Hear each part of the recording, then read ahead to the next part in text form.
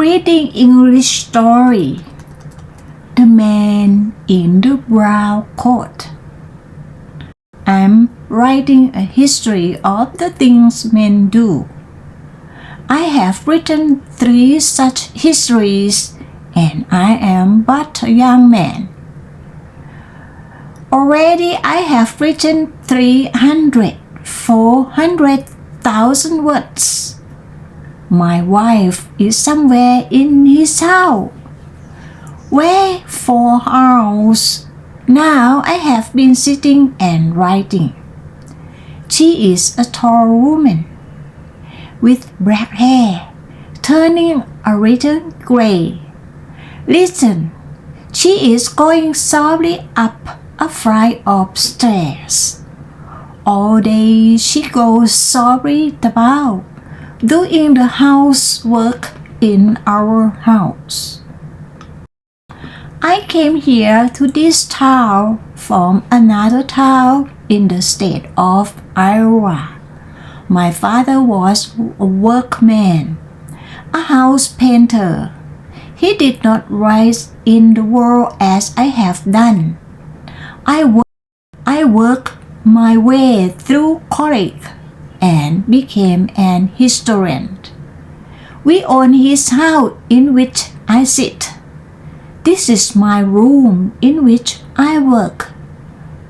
Already I have written 3 histories of peoples. I have told how states were formed and battle fought. You may see my books standing straight up on the shelves of libraries. They stand up like sentries. I am tall like my wife, and my shoulders are a little stoop. Although I like Barry, I am a shy man. I like being at work alone in this room, with the door closed. There are many books here. Nations march back and forth in the books.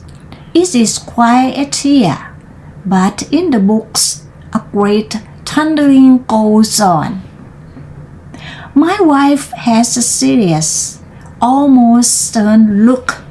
Sometimes the thoughts I have concerning her frighten me. In the afternoon, she leaves our house and goes for a walk.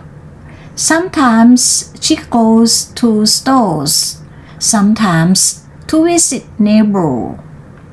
There is the yellow house opposite our house.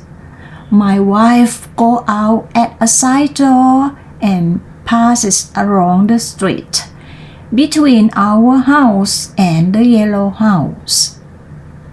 The side door of our house bangs. There is a moment of waiting. My wife's face was across the yellow background of a picture. Little things are growing big in mine. The window before my desk makes a little frame pressed like a picture. Every day I sit staring. I wait with an odd sensation of something impending. My hand trembles. The face that flashes through the picture does something I don't understand. The face flashes. Then it stops. It goes from the right hand side to the left hand side. Then it stops. The face comes into my mind and goes out. The face flashes in my mind. The pen has fallen from my fingers. The house is silent.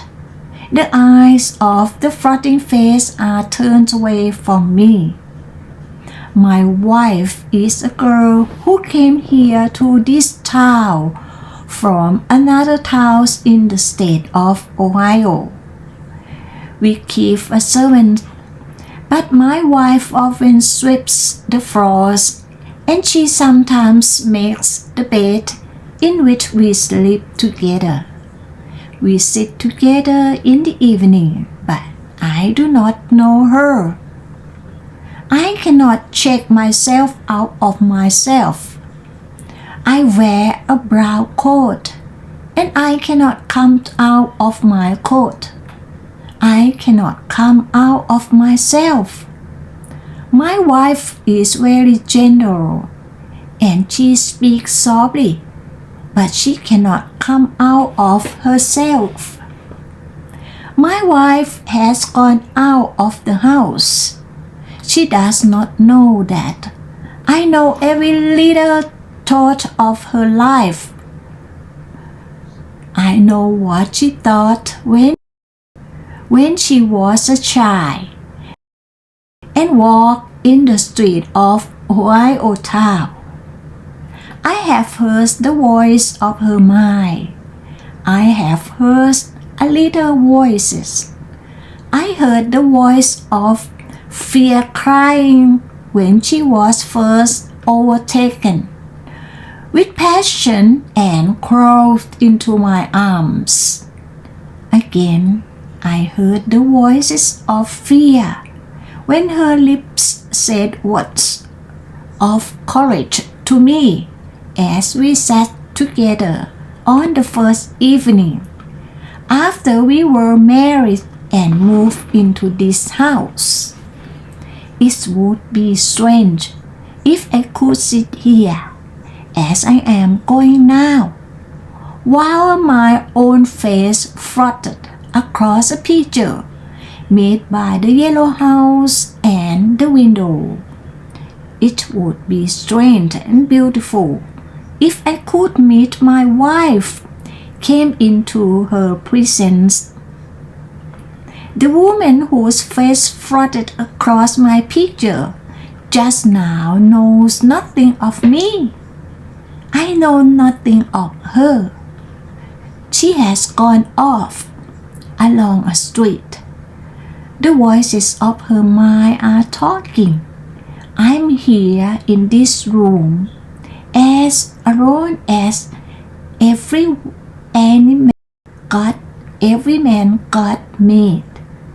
It would be strange and beautiful if I could float my face across my picture.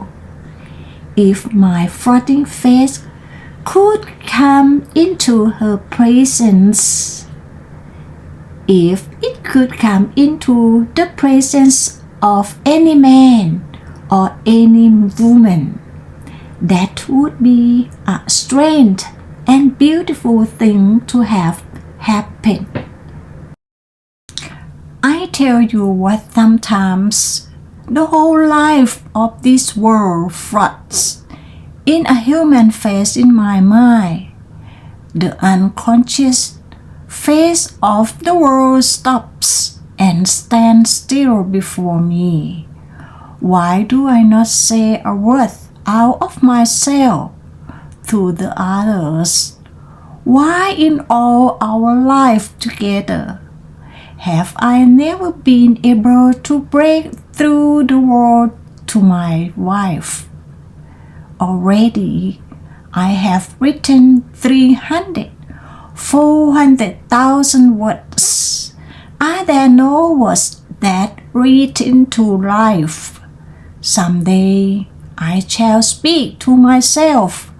Someday I shall make a statement into myself. Thank you.